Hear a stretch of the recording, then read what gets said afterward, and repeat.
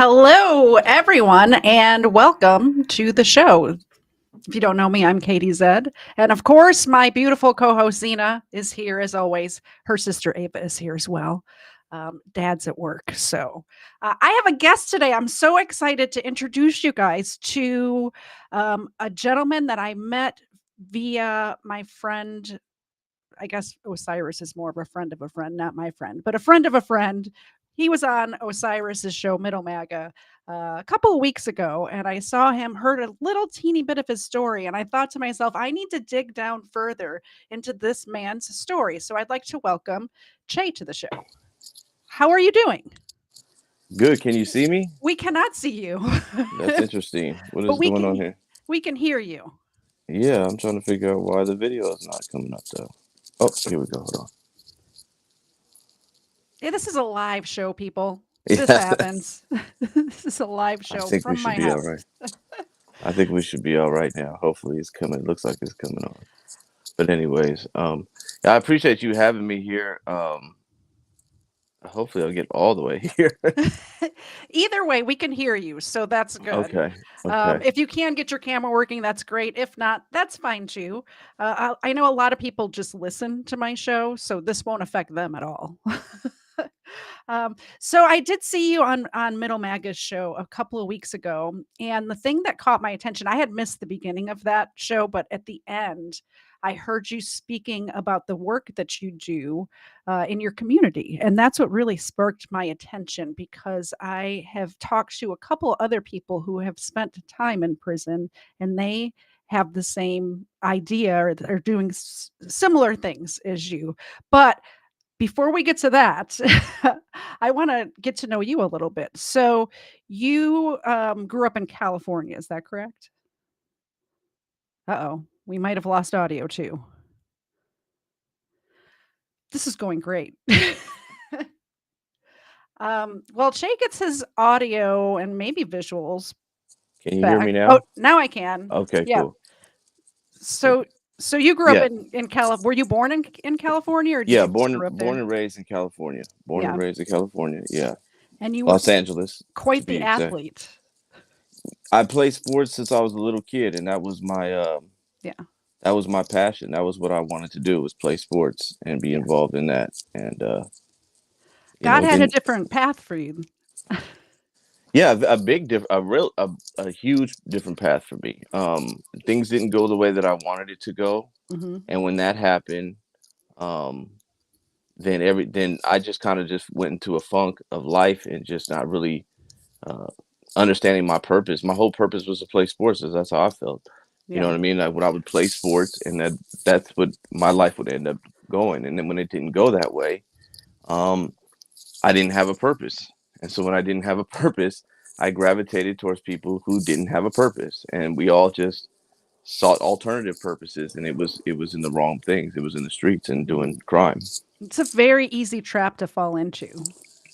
Definitely. Oh, major trap to fall into. I mean, Is it's just it's with the idleness. You know what I mean? Mhm. Idleness, not having a purpose, not having a direction. When you don't have a purpose or a direction, then any direction becomes your direction. Whatever anybody can bring to the table, and if you're enticed by it, it Mhm. becomes your purpose.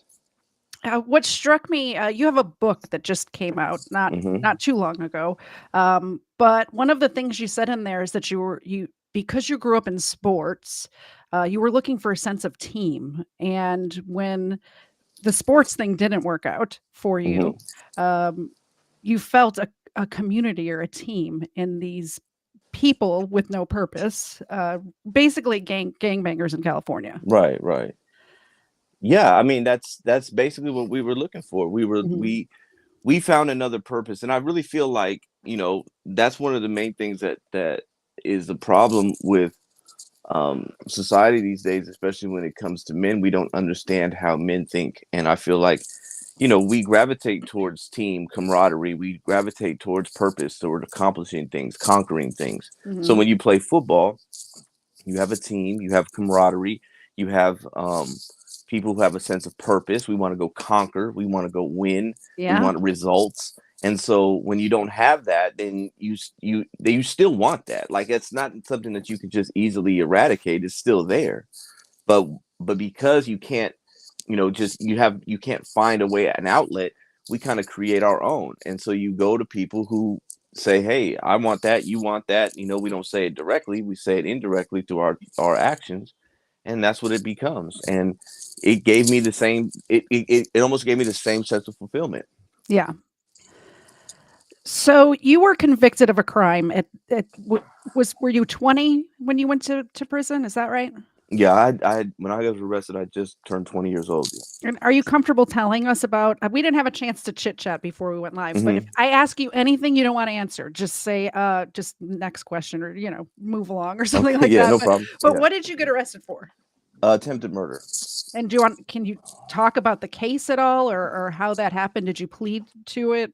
Yeah, I ended up taking a plea to it. It was it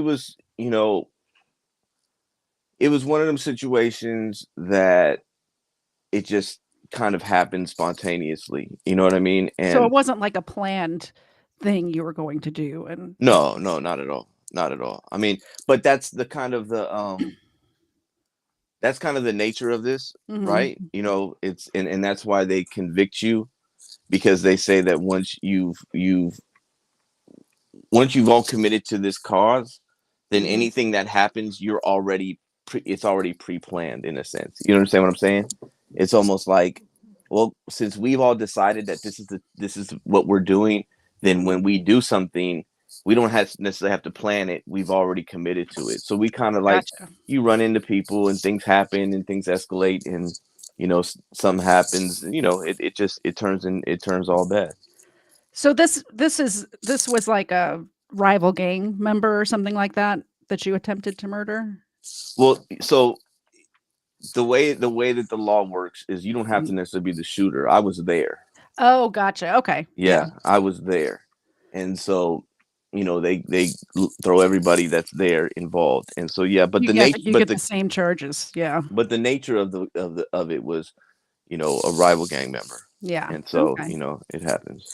Well, I mean, I've spoken to many people, and some of it's drug related. The one gentleman I spoke to you know, was looking to score drugs and ended up at the same charge, attempted murder. And then the one other guy it was more of a self defense situation, but not really. So it was just plain murder, not attempted or whatever. But Hmm. uh, in my opinion, from the way he tells the story and from the newspaper articles, it sounded like self-defense to me, but the court and he even doesn't agree with that. So, I'm probably wrong. um, but the court system is funny that way where, you could be asleep in the backseat of a car and that car does a drive-by. It does not, they don't care like that you didn't know what you were No. there to do or whatever. It's just you're part of it. And especially with gang related things, I think they go harder just because it's scarier for just society at large to know that there's people out there that just don't they're going to do their thing and it doesn't matter who gets in the way. And that was the problem with my particular case, is that it didn't happen in a area that was known for gangs. Oh, okay. So it kind of Mm. it was a really weird it was a really weird and kind of sporadic situation that took place. It was almost like, what are they doing over here? And I think they were probably like, what are they doing over here? Yeah. But it is what it is, and it happened. And then it's kind of like, because it's over there, it's more of a big deal. You know what I mean? Gotcha. Yeah, yeah, for sure. So you went through the system, you pled, and did you serve your whole sentence or did you serve? I know you served 15 years, but was that your whole sentence No, or? the sentence was 17 years 4 months. Okay. So I ended up doing 14 years 9 months off of that. Okay. So you Yeah. got a little time off for good behavior, I assume, or? Well, the way that it starts you off that way. So Mhm. the way that they do it, I know a lot of it has changed now in California, but for a violent crime, it was 85%. Oh, okay. And then, I know some states it's like 50%. Like they're letting these violent yeah, murderers out and half the t and in 15 years or something like that, where they've actually like planned in first degree and all of all, not like your situation at all, but it's kind of crazy to me. So 85% seems fair. I don't know. I almost think it'd be better to want to do you think it helps knowing that you get do you behave better in prison if you know you're going to get time off of your sentence? Does that help when you're inside? That's an interesting question because I don't know. You know what I mean? It's like Mhm. I can't really. I never really. I guess I did think about it. Yeah. You know what I mean? I mean, you don't. But prison is such a weird place. It's Mhm. such a different place. And I always tell people it's a different. You're living in a different world. Yeah. So when you're living in a different world, you have to play by that world's rules. So if you're constantly thinking about, well, I don't want to lose time, then there could be other repercussions for that. You Yeah. understand? So there was a point in time where um I had gotten into a situation while I was in there, and I almost caught another. I did catch another case. They just didn't pick it up, and then in the prison, I was supposed to lose a year of that time. Okay. So what ended up happening is that there was a loophole that I had found on my own, and I caught it, and they had no choice but to restore that time to me. So, Okay, so what's this loophole? People well, want to but know. the loophole is it's really an in custody thing. So it's more like they had a certain they had to serve me or notify me of the new charges within 15 months. I mean, Okay. 15 months, excuse me, 15 days of them finding out this new evidence. And I was able to put the pieces together. Like I Mhm. had information of when they got that information. And then it was 18 days after, and I ended up putting it all together. And I wrote the whole appeal based on that, and they didn't have a choice. They were like, "Oh yeah, you're right." So You know what this is interesting to me. So I when mean? you commit a crime or whatever in prison, Hmm. is there due process like there is when you're not in prison? Is there like a judge and a court case and all of that to where you can present Video's not evidence and working. get an attorney or something like that? Or is it you're just on your own in there? It's very different. It's so when it's something to do with an actual crime, Mhm. right? So what happens, like, let's say for example, so in my situation, it was a battery on an inmate. Okay. And so what happens is that they have, because that is a crime. It's a Mhm. crime for anywhere. You can't batter people. Yeah. So what happens is that you have they have the option of referring it to the district attorney, and then Okay. the district attorney can pick it up. Now when the district attorney picks it up, you have due process. Everything is the same as if you committed it out here. And so you have all that. But if they don't Okay. pick it up and you got to go through the prison system, Mhm. the prison can't give you more time than the judge has given you. So only thing that they Okay. can really adjudicate is that window that I That had. that 15%. They're holding Exactly. that over your Yeah, head. Yeah. exactly. So and you really don't. That's, I mean, you get dupe. There are certain procedures. Like I said, they had 15 days to serve me the paperwork. They have to allow me to get witnesses and all that type of Mhm. stuff.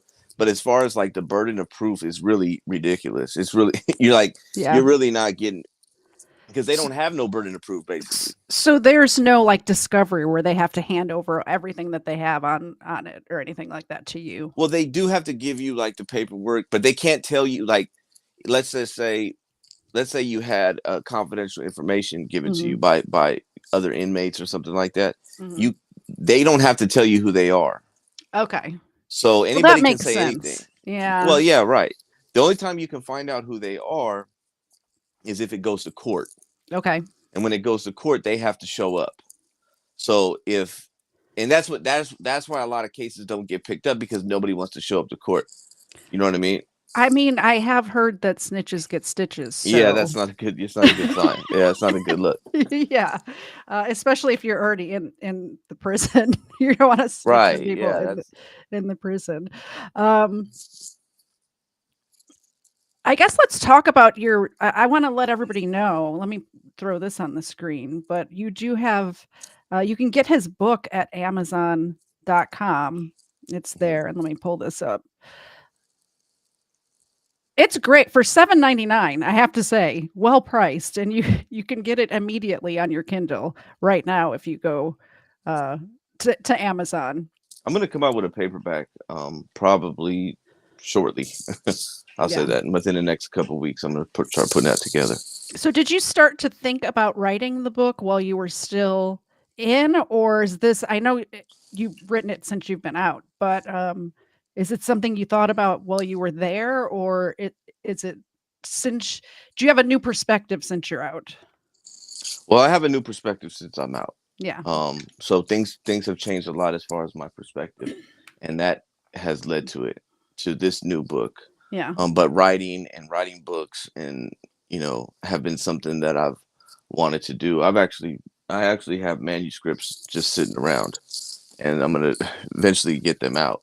Yeah, You get them know, out there. yeah. So, but this is something that's kind of I actually wanted to do. I wanted to do it all in one book, but Mhm. because I have a whole series, and I really wrote this in response to a lot of the programs that I see coming, for people that are getting out or already in prison, the Mhm. rehabilitational programs.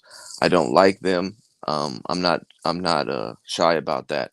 I don't like them. I don't think that they're good for us. I think that they're written and used for an agenda that doesn't benefit the individual. To be honest with you. So, and you've started. Did you start your own program, or are you just working for a program that helps inmates when they? So I was actually approached by the Okay. church that I go to. Before I even started going there, I had no idea who they were. They Okay. read some articles that I was doing, that the pastor there, DeAntoine Fitz, Hmm. and then he reached out to me. Somehow he found me on Facebook, which I'm not even on Facebook. I mean, I'm on there, but I'm like, I don't know how he found me through there. And he did, and he said, I'm doing a program. They were actually in the process of buying transitional housing, and Okay. they're going to start housing people. And he was like, I want to put a program for guys, reentry program. Would you help me run it? And I Yeah. said, yeah. So we've been doing it for almost 2 years now. That's amazing. And I love that. I had never really, I guess I just never really thought about it, but I had never really thought about programs like this before until recently, maybe in the last year. And it is such a good thing to be doing, not only because it helps the men that you're helping. I'm not, maybe women too, I'm not sure. But not only is it helping these people who have made a mistake in their life and are coming out of that, are trying to be good people, but it's just a net benefit for society as well, which is what I love about it. It's good for everyone, because do we really want people coming out of prison and then not having a choice but to go back to crime, to go back to whatever they were doing, because nobody's going to give them a chance? They can't get a job, they can't find a place to live. Or do we want a society that will rehabilitate and make productive members of society out of people who've made mistakes in their life? Yeah, but I think most importantly, I think that the burden of rehabilitation should be on us, and Hmm. we one of the problems that I have is that because we rely so heavily on the system to rehabilitate us, Yeah. right? And the government, I say the system, the government, the prison system, all that type of stuff, Yep. that they rehabilitate us. They really don't have an incentive to, everything that you said is great, but it doesn't really benefit them. They benefit more from our demise than anything. So I think it's on us, and that's why I'm more, I like what we're doing, because it has to do, it's us helping us. Yeah. Absolutely. And I know my audience knows, and I think I've mentioned it to you, but I was addicted to drugs, and I always noticed that when you have that experience, if I was in a treatment program and all of the counselors have never tried drugs before, it's not going to work. Like, you have to have people who know the experience. So having people like you helping people who are just getting out, showing them that there is a path, there is a way to become, to reconnect with your family and your friends and your community. It just is, it's so much greater than just having some rando like me try to help somebody in that situation. Do you see what I mean? Yeah, well, I think it's good for anybody to help, and Mhm. whatever you can contribute. Yeah. Um, a lot of the things that the parts where I disagree is I think that we get, so a lot of these programs are coming from people that are being educated, right? And they're Hmm. educated and they're taught about addiction. They're taught about Yeah. criminality. They're taught about gangs, and they're not.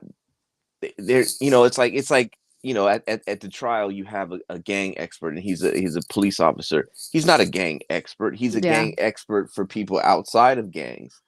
You know what I mean? The gang Exactly. experts are the people that are in gangs. They're the ones Exactly. that know. Yeah. So Yeah.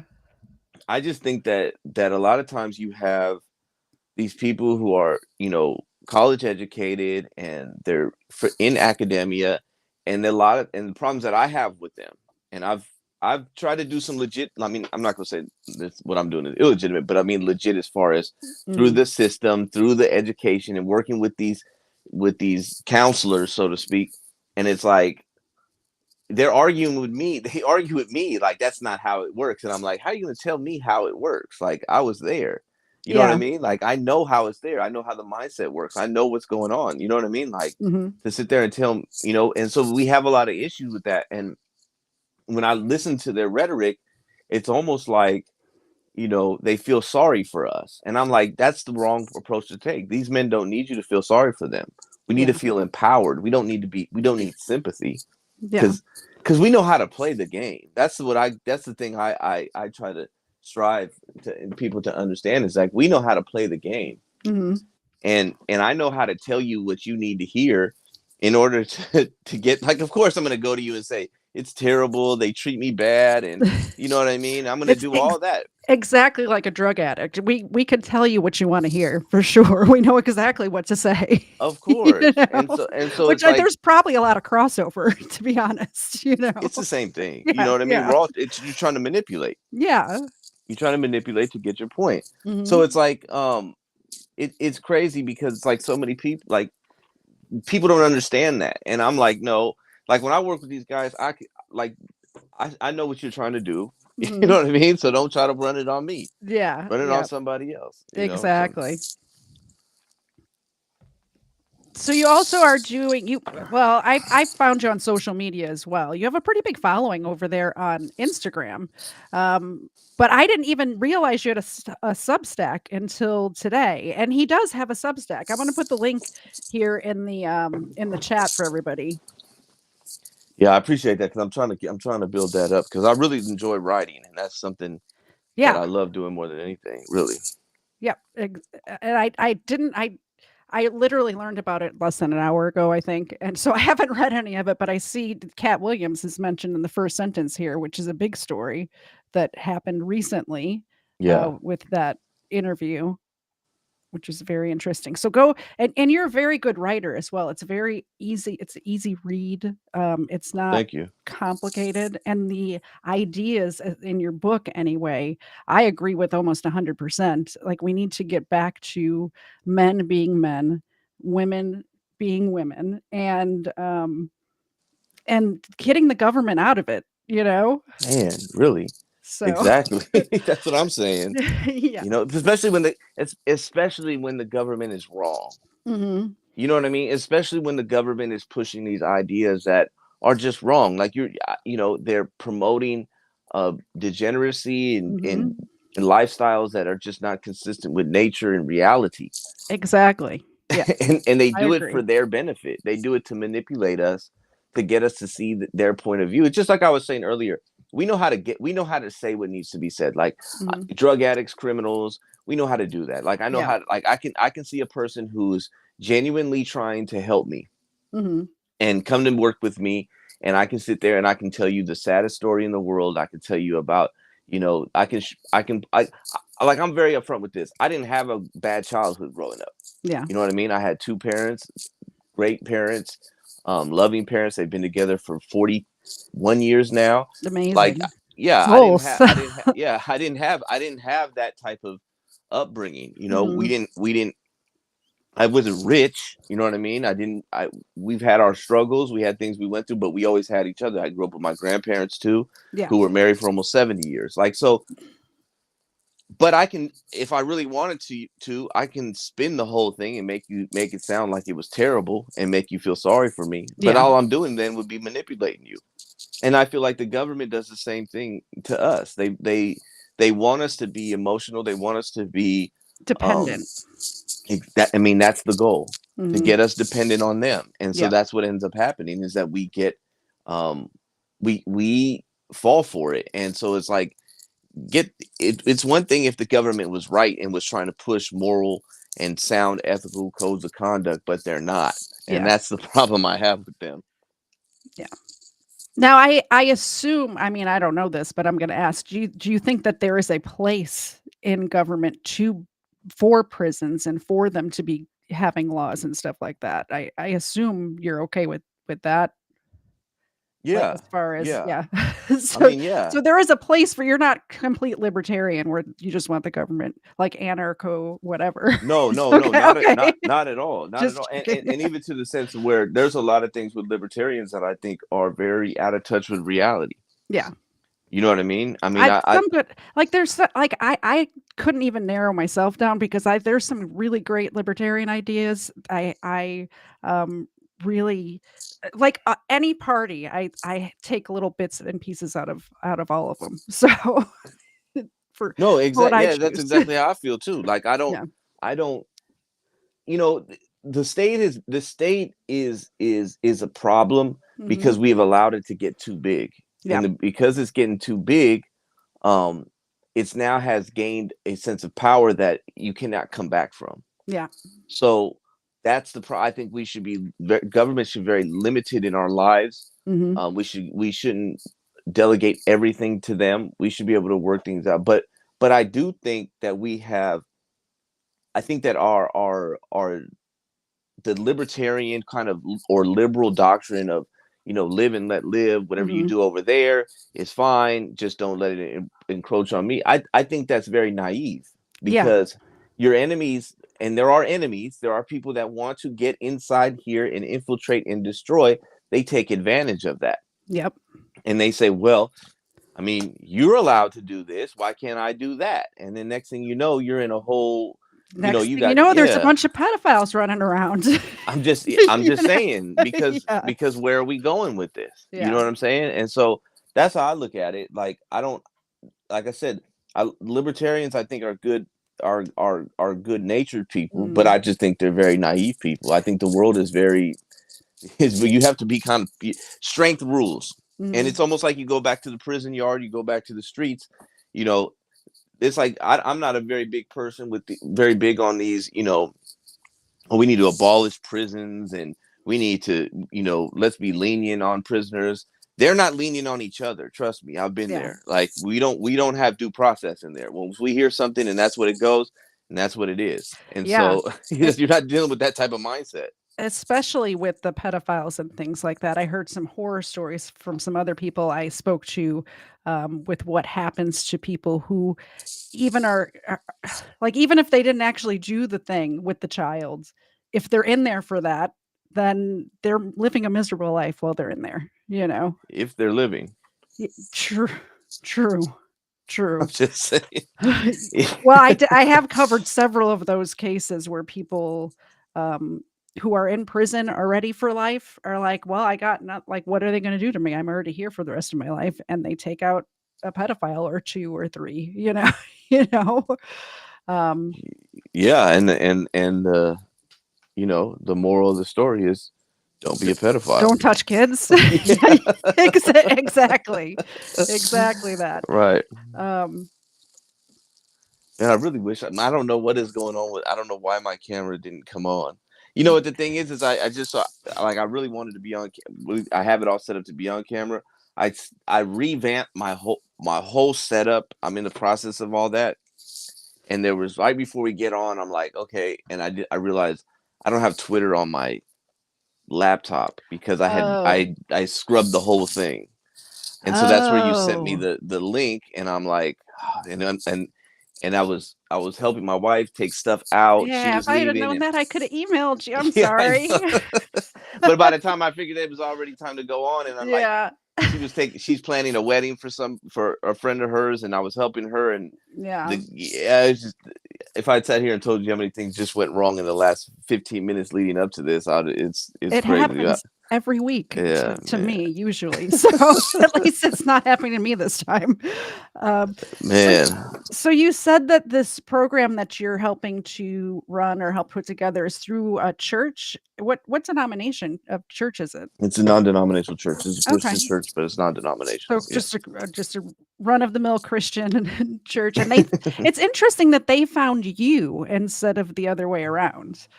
You said they found you on Facebook, and they were planning on starting this thing up to anyway. So Yeah. were they looking for people? Obviously, right? Well, I mean, he wanted somebody to help run it Yeah, that knew how to run it, or yeah. not knew, just kind of had that experience. Hmm. So he read some of my articles that I had written, and he was Hmm. like, "I need to get in contact." He found out I was in LA, and he reached out to me on Facebook, of all, like I said, of all Yeah. places. I don't even be on Facebook, I, and if somebody reached out to me on Facebook 6 months ago, I would probably see it like in the next 6 months sometime. and So yeah, that's exactly it. And for some reason, I happened to see it. yeah. And then so we've been, he reached out about 2 years ago. So you've been, And and you said it was just starting up 2 years ago. So you helped get the program on its feet. And how many men do you think? Is it just men, or do you help women too? it's just men. Just Yeah. men. How many men do you think have gone through, come through the church and used this program? And Oh wow. Well, right now I think we're up to about, I want to say, men currently living in the homes right now. I think mhm. we're up to about, I want to say 75, 60 to Oh 75 right now. wow, that's a Right. lot. That's a Yeah. much bigger number than I was expecting to come out of your mouth just now. That's amazing. And I tell me how it works with it. Like if they're on parole, is this like, do you have to have some sort of oversight from the government to run this program, or are these men required to be in a program like yours, or how does all that work? So it works both ways. So some men are mandated, Hmm. court ordered, and what it means is that instead of going to prison or jail, they'll, they can opt. The judge will say, either you go to jail or you go to do a program, Yeah. and they go to do the program.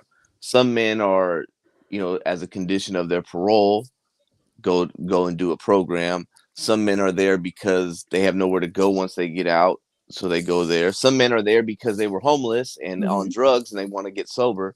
So it kind of, you have a very kind of like, eclectic group at times, you know what I Yeah. mean? But we do it every Saturday. We run it every Saturday from 9:30 to 11 right there at the church in LA. And And you what is know, it? Is it because I was thinking, like the way you said before, I was thinking it was like some sort of housing. You said it's on Saturdays. Like what does it entail? Like if so a my man was to show up yeah. on a Saturday, what happens? So you can come to I run the class on Saturday. My Okay. class is Saturday from 9:30 to 11. They live in the houses that's owned by the nonprofit and the Okay. church. You know what I mean? So, but my class specifically is 9:30 to 11 on Saturdays. If you wanted to come, you can still come to that class if you wanted to. If you don't have to be in the house, but most of the guys are from the house. Yeah. You know what I mean? Or the houses, because we got multiple houses now. But yeah, it's right there. And so it's really, I what I really like it is, um it's just a place, man, where we kind of like sit there and talk about issues that are going on in the world. We talk about issues that's going on in our personal lives. We try to relate, and that's my biggest thing when it comes to just anything really, especially Mhm. with prison, is make your principles and make your values transferable. Like Okay. don't leave them where they're at. Like you might learn certain things at church, or you might learn certain things playing sports, but those things can transfer into other areas of your life. Hmm. And you always want to take those with you into different areas and make everything transferable. So when we look at a certain situation that's going on in the world, we try to say, well, how does that relate to us? Mhm. How can we use that, what this person did in that situation or didn't do, and how can we make that relate to what we're going through and then use it? And so that's the main thing. And we have really good conversations. Sometimes we go longer. Um, Yeah. I think guys get a lot from it. I absolutely agree. So it sounds like more of a conversation, like a group meeting, rather than like you're standing in front of a class teaching them A, B, and C. I can do that though, but I can, but I don't. A lot of times it's just we let it.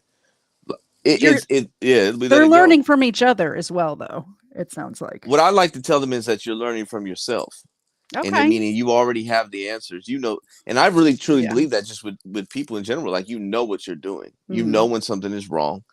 But what happens is like your first mind is always, I probably shouldn't inject that into my vein. Mhm.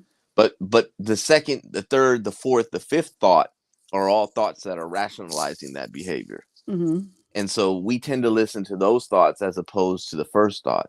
Yeah. And so what happens is that when we start to run it back and we start to play, reverse course and Mhm. go backwards, you'll wind up to square one at that first thought, and they'll say, see, now doesn't that make more sense? Yeah. And then they say, yeah, actually it does. I said, so the answer was you had it the whole time.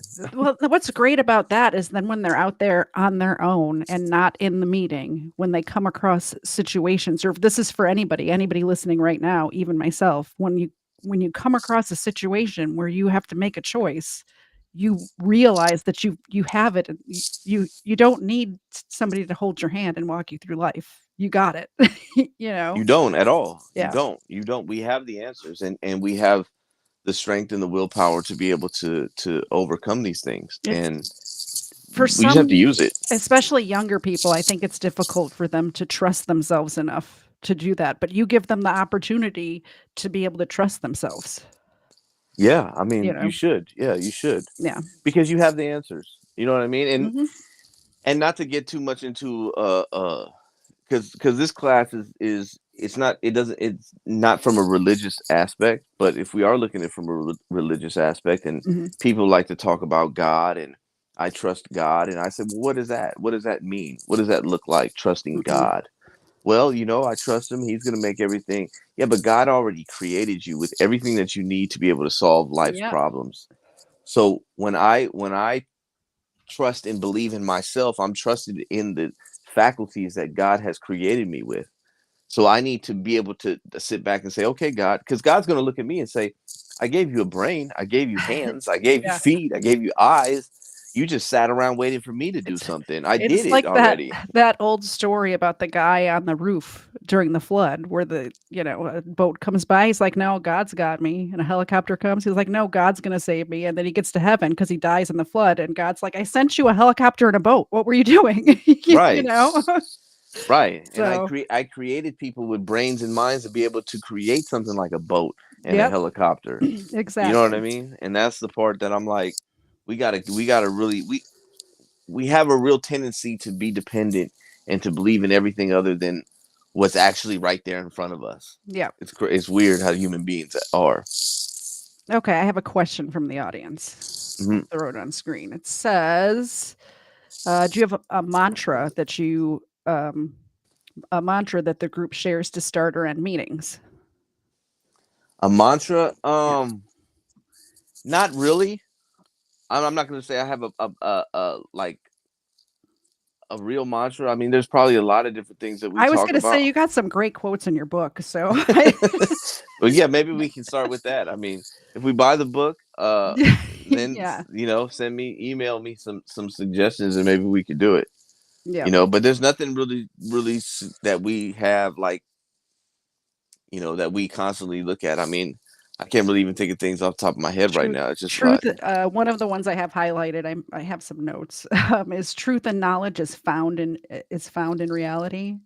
Um, hmm I really like one of your, I guess they're not really chapters, but one of your chapter titles, for lack hmm of me remembering what it was called, it's called Gender Side, which I assume that's an original word because I hadn't heard it before. Um, I but think it's a real word. is I don't know if I can't take credit for that, because I would like to. I can't remember right now, but I would like to believe that I Googled it first to see if it Okay. was. But I think it is You gender should side, just and it's interesting. totally, you should just take credit for that one. Okay, there it is. There we can edit that part out. And Che came up with gender side. Yeah. Copyright that trademark. Yeah. Well, I think Exactly. that's true though. But I think there is. I think there is an agenda Hmm. to eradicate masculine masculinity. I'm not going to just say men Yeah. because people get the idea that they don't like men because why? Because we can we're bigger, we're stronger, we can grow beards. You know what I mean? I don't really think that's the case. I think it's more of the fact of the logic that we bring to the table. They want to keep people more emotional. They want Hmm. to keep people illogical and unreasonable and not being able to think through their problems and solve their problems so that they have somewhere to run to when they have a problem. Yeah. And that's really what it's about. And so, yeah, they would love to have these weak, effeminate, um, emasculated men running around that Hmm. are neutered in a sense and can't really be the men that they're supposed to be. It seems like it's coming to an all new low in recent years. Probably from the time that you went into prison, from the time you got out, the men got like 45% weaker in those years. It's just, it Yeah. feels like all of a sudden to me, you know? Oh yeah. It's a lot. Here's the thing. Like now that I'm an adult, you know what I mean? Like Yeah. 40 years old. You know Hmm. what I'm saying? And so it's like when I think back, I always say this. I think back. I said like, man, when I was a kid, adults were adults and kids were kids. Hmm. You know what I mean? Like that's an adult right there. They do Yeah. adult things. They have adult responsibilities. They have houses. They have Hmm. families. They have car notes. They have bills. They go to sleep on a certain time. They wake up at a certain time. But now it's nothing to see people in their 30s and 40s where they're still living like kids. It's still Yeah. like, let's go to the club. You know what I mean? Let's wake up at 2 o'clock in the afternoon. Hmm. Let's not go to work. Let's not try hard. Let's not have any ambition. Yeah. Let's smoke weed and drink and party all day long. You know what And I mean? on one hand, I kind of understand where kids these days are coming from, Hmm. in that there's really no hope of just working hard and saving your money and buying a house when you're 20 or 25 Right. anymore, without uh, s- going thousands of dollars in debt, hundreds of thousands of dollars in debt going to college. You know, Hmm. I did not go into debt going to college. Luckily, I was able to have government scholarships. I guess the government paid for my college, but I would not be in the situation that I'm in now without. And what's crazy to me is you can get so much more education from the situation that you went through, or my husband who joined the Marine Corps went through, Hmm. as going to 4 years of college. He did 8 years in the military. You did 15 years in a prison. You two are probably smarter beyond belief than somebody who went to 4 years of a state school, who learned how to, what, do you rip bong hits and, But funnel a beer. we can tell you what a woman is. Yeah. Yeah, exactly. Exactly that. Yeah. You know what I mean? I mean, yeah, Hmm. but isn't that, wouldn't you look at that whole scenario that you laid out there from the beginning, talking about how, kids these days are not going to be able to afford a house? Wouldn't you Hmm. look at that and say, I think there's something to this. I think there's a bigger agenda here. Yeah. I think that's part of the plan. I don't know. Like, you know what I'm saying? It Like, it makes them wanna give up. They're like, "Well, I'm never gonna be able to do this anyway, so I might as well just live at home with my mom until, uh, until I inherit this house that she was able to buy." You know? right. Yeah, exactly. That's what I'm saying. It's like there's almost no, it's interesting that you say that because I actually know like I know quite a few people who are like Yeah. literally waiting for grandma to die. Yeah. You know, It's it's like crazy. it's sad. Like Mhm. it's like, oh, she's got a little cough. Maybe it's time. Oh, no. But it's like, yeah, I think that's part of the agenda. It's a demoralization thing. Mhm. You're demoralizing people. You're getting people to not be able to, there's no hope. Just like I said, going back in the beginning of this whole show right now, you asked me about what put me in this situation. I talked about being around people with no purpose Yeah. and being around people with no hope. Now, if you can do that on a mass scale to now where you're giving everybody no hope and no purpose, Yeah. what do you have? You have a whole bunch of people that are looking for answers, and not everybody is going to be what like I even see that as being something that's been taken away. Like, because I had the background that I grew up with. I grew up with Mm-hmm. men in my life. I grew up with my father, my grandfather, my Yeah. uncle around who showed me how to be a man. Um, you know, my way of coping and dealing with the things, it was a little extreme, but I Mm-hmm. think it was within the scales of masculinity. Yeah. I think what happens now is you see a bunch of men who just lay down, who now trying to not be men.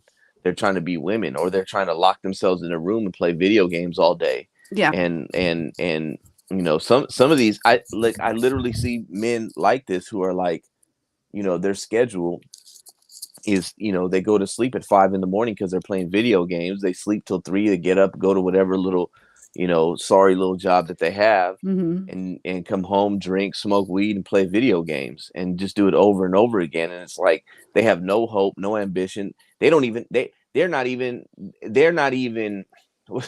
I hate to say it like this, but they're not even man enough to commit a crime. Like they don't even have that in them. You know what I'm saying? It's Yes. like Yep. so it's like I see a whole agenda going on here. That's what I see. Yeah.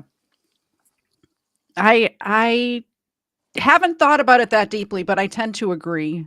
Um, in general, you know. Hmm.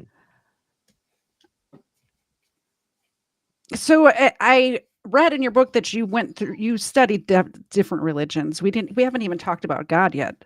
Um, we Oh yes. you looked into many different religions when you were in prison. What made you land on Christianity? And were you already had your feet firmly planted in Christianity when that church called you? No.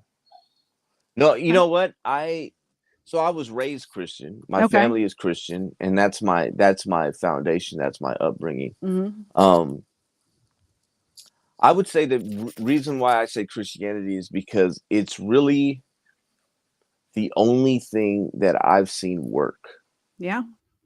I mean, let's just be honest. Like, if you look, we have been able to create a great society and a great civilization, and we're losing that greatness, and it all correlates with our adherence to Christian values. Hmm. I'm not saying that that a lot of those values aren't found in other things, but Christianity is what's held it all together. Yeah. And the further we get away from that, the further we get away from God, we get away from Christianity, the further we start to adopt other values and principles that are foreign to that and are antithetical to Christianity, Yeah. the worse our society gets.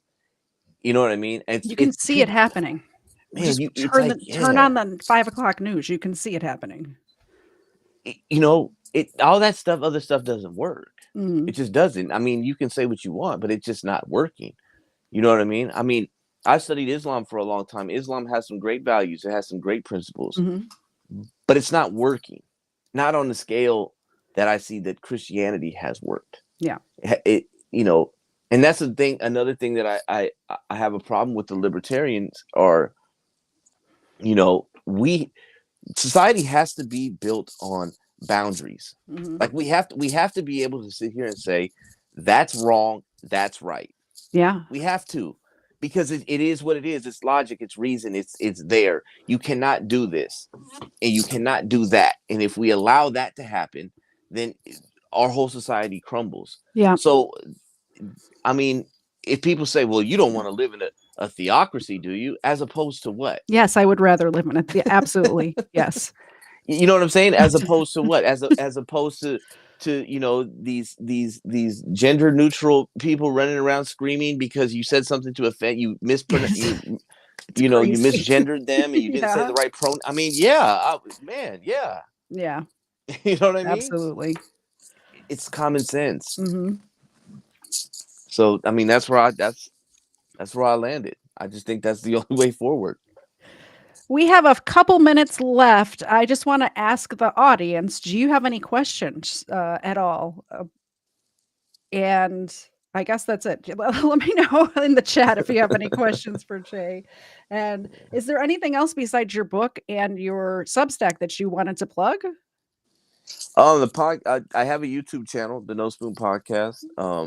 Ooh, I do a live show. Well, I haven't done it in a while. I'm about to get it back up and running. Hopefully, be by the beginning of the month. I'll be a live show once a week. yeah, you got to get on a Yeah, schedule, even if it's once every other week or once a month. yeah. What I Oh found yeah. out is you got to pick a time and a day and you just got to do it and you got to commit to it because otherwise, like people forget. Like there's just so much content coming at people these days that they forget about you so fast. Oh man, You know? you're not lying. And that's the thing is, I was having trouble with just getting it going, and Mhm. computer crash, this happened, that happened, and so many different things happen. And it's like I think I finally have figured out how to fix these problems. And it's Well, you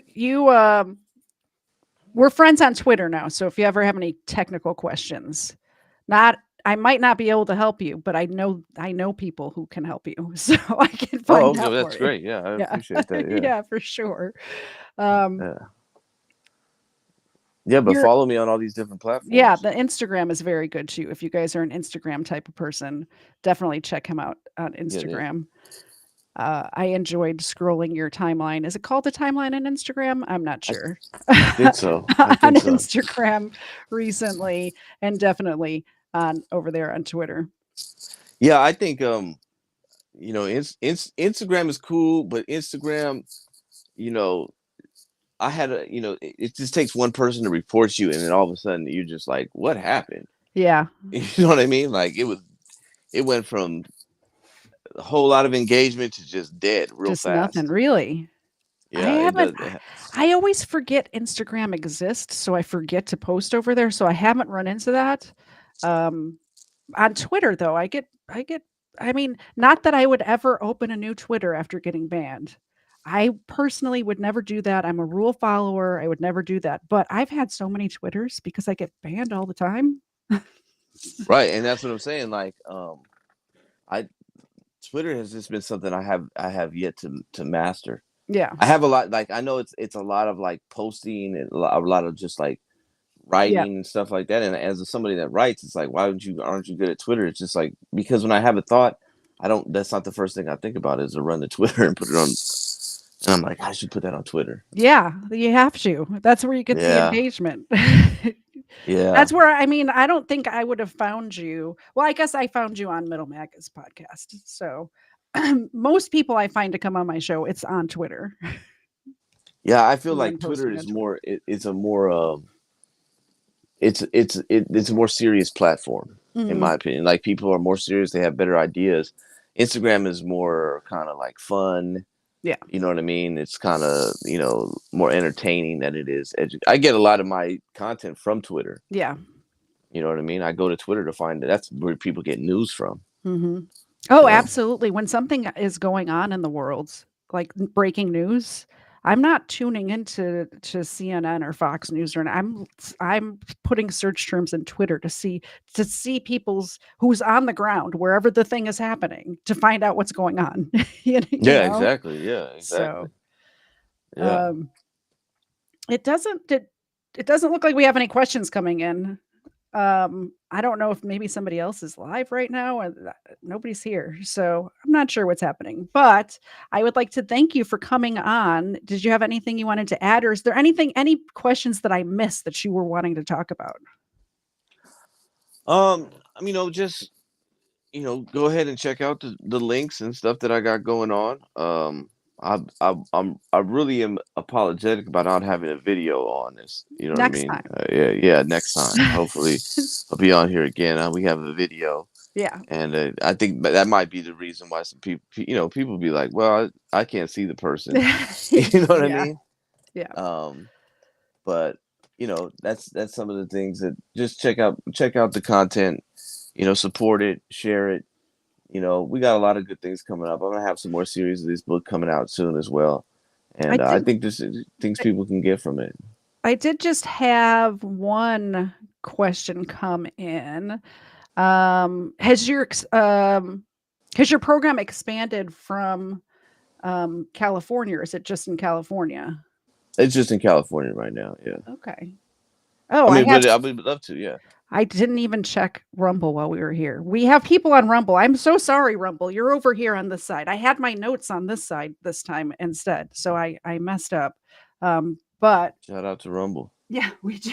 We do have people on Rumble, no questions, but we do have a donation on Rumble. So I don't know if you've seen my show before, but what happens when we have a donation on my show is that my dogs get treats. So if you want to stick around for 1 second with me, we will get the dogs over here and we will get them a milk bone. I would like No, to that sounds thank good. Yeah, get the dog Waffle treats. Salter for the $25 donation over there on Rumble. You're the best, dude. I appreciate you. Let's get Xena and Ava. There's my co-hosts right there. All right. It doesn't look like they're getting up. Thank you. There's one for you. Xena's asleep. There you go, sweetie. They're very happy puppies. They know. I see. Yeah. From 4 to 5:30 every Sunday. They're like, if I just lay here and look cute, people will give me milk bones. So I just need to lay here and look adorable. They're There really you good go. at it. Yeah, Grub's a great co-host. Yeah, exactly. Yeah, they don't try to take over the show or anything. They just lay back, relax, and That one get their right treats. there, the little one's a little bit of a terrorist. I'm not gonna lie. She's only a year old right now, and she's not as good as the sleepy one. She, she's Oh, they're been both girls? yeah. Oh, okay. It's been a little terrorizing today while we've been talking. I don't know if you heard her whining in the background, scratching at the door, the whole thing. Very distracting. Yeah, exactly. I heard her. Yeah, that's the little one. Okay. Hey, that's how they are. Anyway, thank you very much, Waffle Salter. Thank you, Che, for coming on. I appreciate thank you you for having joining me. me.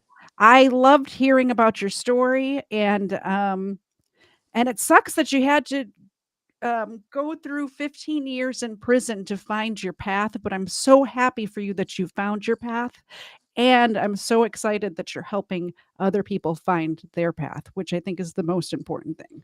It makes it worth it. Absolutely, It you have does. Yeah. you have It's purpose, like you say in your book. You have purpose.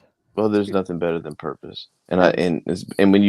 when you live with no purpose, and for the people out there that might find themselves feeling like they're living with no purpose, Mhm. there's a whole nother side of life that's a whole lot better. And once you Yep. find that purpose, man, you're gonna be like, wow, this is I wish I would have found it earlier, but I know that everything works in the right timing, and I'm not gonna complain about it. Just stay in the moment. Amazing. Amazing words to end on.